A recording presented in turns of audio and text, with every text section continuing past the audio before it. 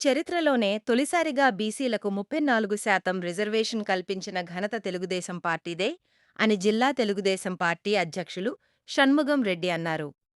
Assembly సమావేశంలో చంద్రబాబు నాయుడు బీసీలకు 34% reservation ప్రకటించడం పట్ల హర్షం వ్యక్తం చేశారు. ఇది బీసీల ప్రభుత్వం అని, బీసీలకు పెద్దపీట వేశారని తెలిపారు. రాబోయే ఎన్నికల్లో అందరూ కూటమిగా అభ్యర్థులను గెలిపించుకోవాలని, మళ్లీ కూటమి పార్టీ అధికారంలోకి వస్తుందని ఆశాభావాన్ని వ్యక్తం చేశారు. కార్యక్రమంలో టీడీపీ నాయకులు, కార్యకర్తలు పాల్గొన్నారు.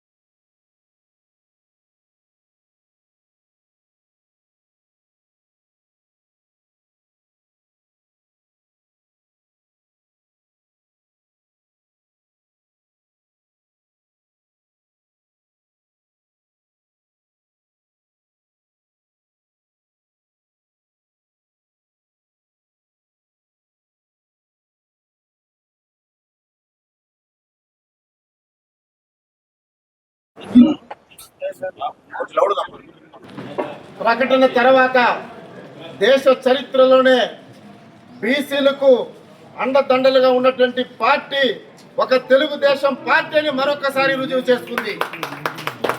మాటలు చెప్పడం కాదు, నా బీసీలు, నా ఎస్సీలు, నా ఎస్టీలు అని చెప్పి 2009 నుంచి 2024 దాకా బీసీలపై అనేక అక్రమ కేసులు పెట్టి ఎక్కడ తొక్కాలో అక్కడ తొక్కి దాదాపు 10% కోత విధించి 34%గా ఉన్నటువంటి రిజర్వేషన్లను 24% చేసి దాదాపు 16,800 మంది బీసీలకు రాజకీయ పదవుల నుంచి తీసేసినటువంటి చరిత్ర జగన్మోహన్ రెడ్డిదైతే, నిన్న జరిగినటువంటి చరిత్ర ఒక్కసారి మనం అందరూ కూడా గుర్తు చేసుకోవాలి. బీసీలకి ఇది ఒక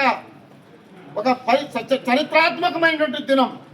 ఎందుకంటే బీసీలను రాజ్యాధికారంలోకి తేవాలి, బీసీలు అన్ని విధాలుగా వారు ఆదుకోవాలని చెప్పి నాడు ఎన్టీఆర్ గారు 1986లో 24% రిజర్వేషన్ కల్పిస్తే, అదే కోవలో నారా చంద్రబాబు నాయుడు గారు ముఖ్యమంత్రిగా ఉన్నటువంటి 1995లో దాన్ని 34% పెంచి బీసీల పక్షపాతిగా తెలుగుదేశం పార్టీ నిర్ధారించుకుంది. కానీ దురదృష్టవశాత్తు ఒక పనికి మాలినవాడికి ముఖ్యమంత్రి పదవి ఇస్తే దానిని మా మీద కత్తి పెట్టి కోత విధించి ఎంతో మంది బీసీలను ఆ రోజు హత్యలు చేయించినటువంటి చరిత్రహీనుడు నాటి ముఖ్యమంత్రి జగన్మోహన్ రెడ్డి. కానీ ఈరోజు బీసీలు ఒక వలస కార్మికులుగా కాదు, బీసీలు భవన నిర్మాణ కార్మికులే కాదు, బీసీలు వ్యవసాయ కార్మికులే కాదు, బీసీలు కూడా రాజ్యాధికారంలోకి ఉండాలని చెప్పి నేడు అదే శాతం ఎంతమంది వద్దన్నా, ఎంతమంది నిపుణులు కాదన్నా కాకూడదు.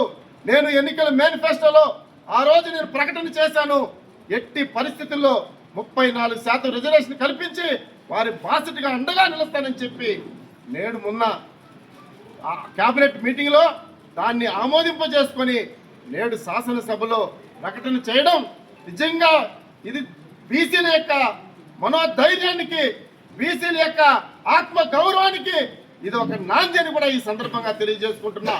అందుకే బీసీలు ఎప్పుడు తెలుగుదేశం పార్టీ వైపునే నడుస్తారని కూడా ఈ సందర్భంగా తెలియజేసుకుంటున్నా.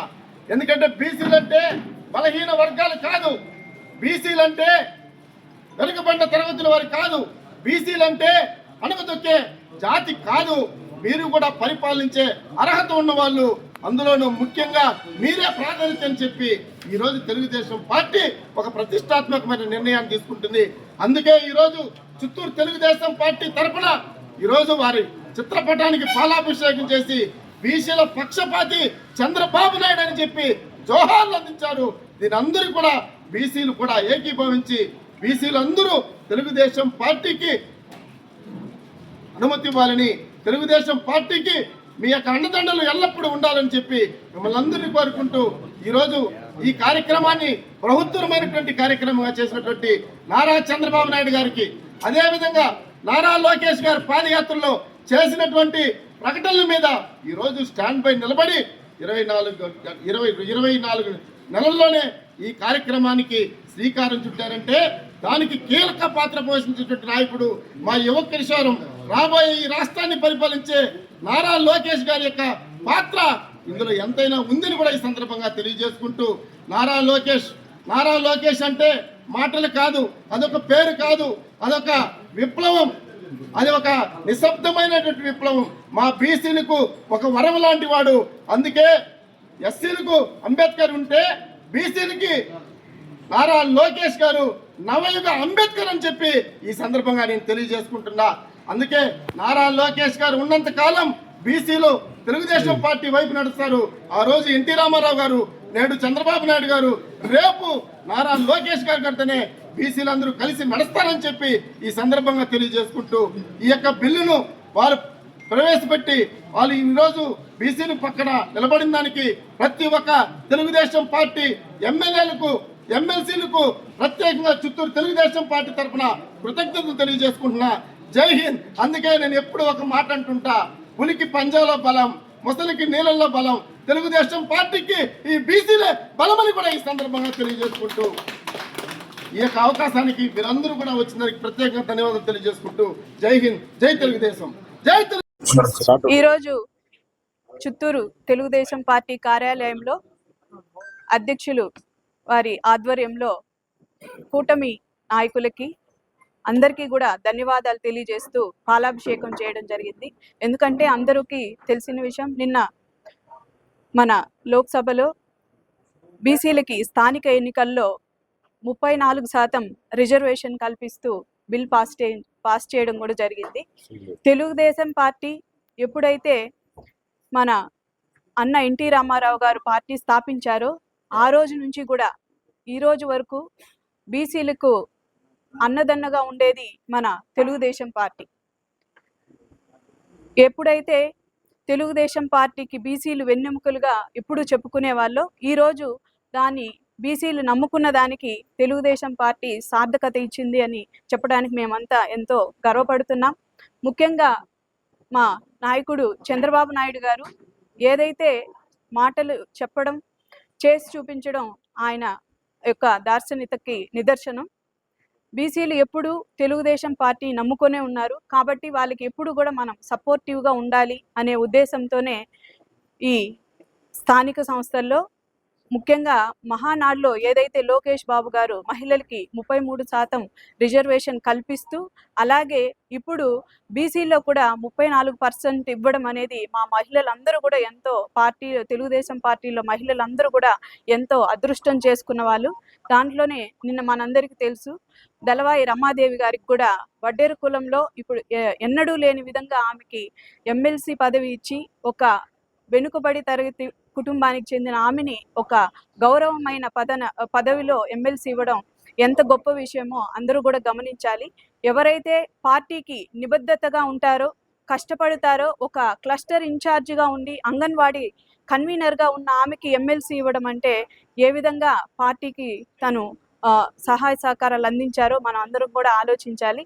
ఈ రకంగానే గొడ్డలి పార్టీ మనందరికీ తెలుసు, 2019లో జరిగిన ఎలక్షన్లో మేము ఎప్పుడు బీసీలకి, ఎస్సీలకి మేము అన్నదన్నులు ఉంటాము అని చెప్పి తోట చంద్రయ్య గారిని కానివ్వండి, అలాగే అమర్నాథ్ గౌడ్ బీసీలని ఎంత దారుణంగా హత్య చేశారనేది మనందరికీ తెలుసు.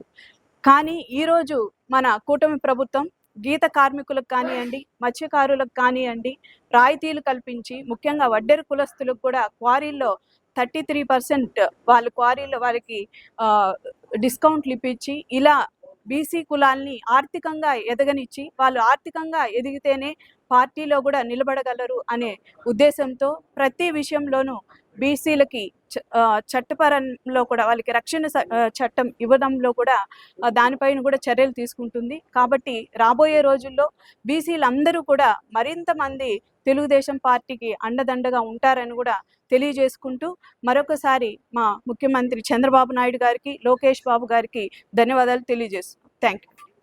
కిరణ శుద్ధిగా బీసీలకు చట్టబద్ధత తీసుకురావడానికి వాళ్ళు కృషి చేశారు అని చాలా వివరంగా మీకు అందరికీ కూడా విపులీకరించారు. బీసీలు బ్యాక్ బోన్ కాదు, వాళ్ళు ఫ్రంట్ ఎండ్కి తీసుకురావాలి ఎట్లనని, బ్యాక్వర్డ్ క్యాస్ట్ కాదు బ్యాక్ బోన్ అట్లే ఫ్రంట్ ఎండ్కి తీసుకురావాలని మన చంద్రబాబు నాయుడు గారు నిన్న మన చట్టసభల్లో ఒక చట్టబద్ధత తీసుకొచ్చారు. 34% రిజర్వేషన్ ద్వారా బ్యాక్వర్డ్ వెనకబడిన కులాలకు సంబంధించిన మహిళలు కావచ్చు, వ్యక్తులు కావచ్చు, అందరికీ పురుషులకు కావచ్చు, అందరికీ కూడా ఈ బిల్లు ద్వారా రాజకీయంగా వాళ్ళు పరిపాలన చేసుకోవడానికి చాలా సహాయ సహకారాలు ఉంటుంది. మిగతా కులాలతో కంపేర్ చేసినప్పుడు వాళ్ళకి కూడా సమాన అవకాశాలు దక్కుతాయి అని ప్రజలకు తెలియజేస్తున్నాము. మరి నిన్న మనకు అసెంబ్లీలో ఒకసారి ఎమ్మెల్సీలు ఒకసారి గమనిస్తే బీసీకి సంబంధించిన వ్యక్తులకు కూడా కేటాయించడం జరిగింది. అంటే మిగతా పార్టీలు బ్యాక్వర్డ్ క్యాస్ట్ని ఏ విధంగా ఉపయోగించుకొని ఎన్నికల తర్వాత వాళ్ళు ఏ విధంగా చేశారు అన్నది మీకు అందరికీ విదితమే. మరి చంద్రబాబు నాయుడు గారు ఒక మాట చెప్తే ఆ మాట శిలాశాసనంగా ఉంటుంది. మరి అందులో భాగంగానే ఈరోజు బీసీల బిల్లుకి చట్టబద్ధత తీసుకొని వచ్చి 34% రిజర్వేషన్ను కల్పిస్తాము అట్లానని తెలియజేశారు. ఇది జ్యోతిరావు పూలే గారి యొక్క అభిప్రాయం, మరి అంబేద్కర్ గారి ఆశయాలు ఇవన్నీ కూడా మన చంద్రబాబు నాయుడు గారు, మరి లోకేష్ బాబు గారు అహర్నిశలు కూడా ప్రజల కోసం తపిస్తున్నారు. వాళ్ళు తమ కార్యక్రమాలని మాటల్లో కాకుండా చేతల్లో చూపిస్తున్నారు.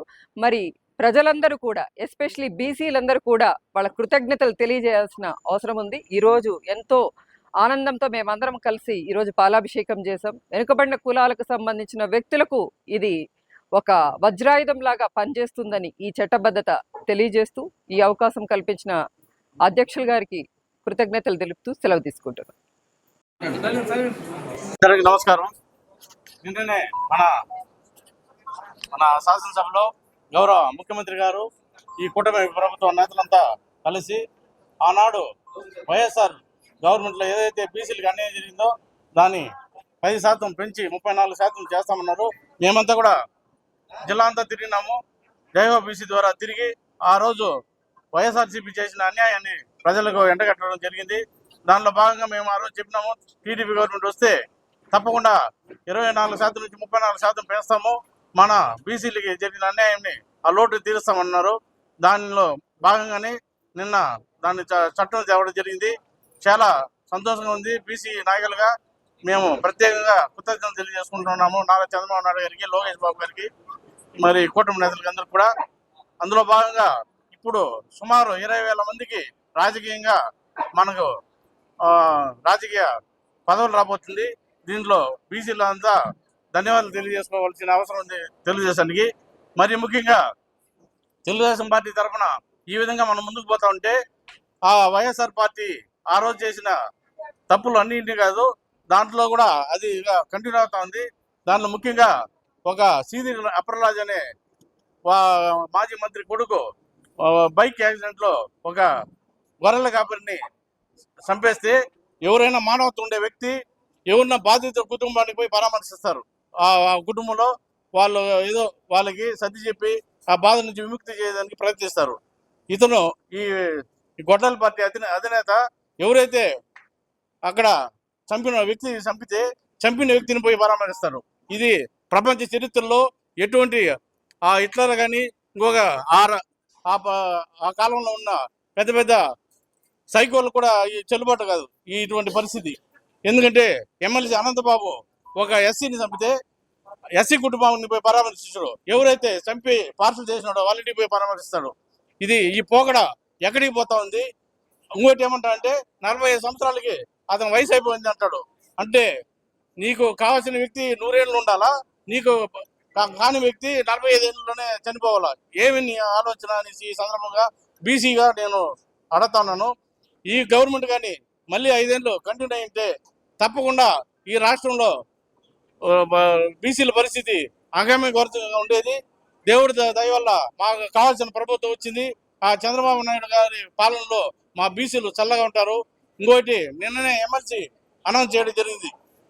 2 ఎమ్మెల్సీలు ఖాళీ అవుతే అందులో ఒకటి ఒక బీసీ బిడ్డకి ఇవ్వడం జరిగింది, రెండవది ఒక ఎస్సీకి ఇవ్వడం జరిగింది. అదే నీ ప్రభుత్వం ఉంటే ఒకటి నీ సామాజిక వర్గానికి ఇచ్చింటావు, రెండవది నీ సామాజిక వర్గానికి ఇచ్చింటావు.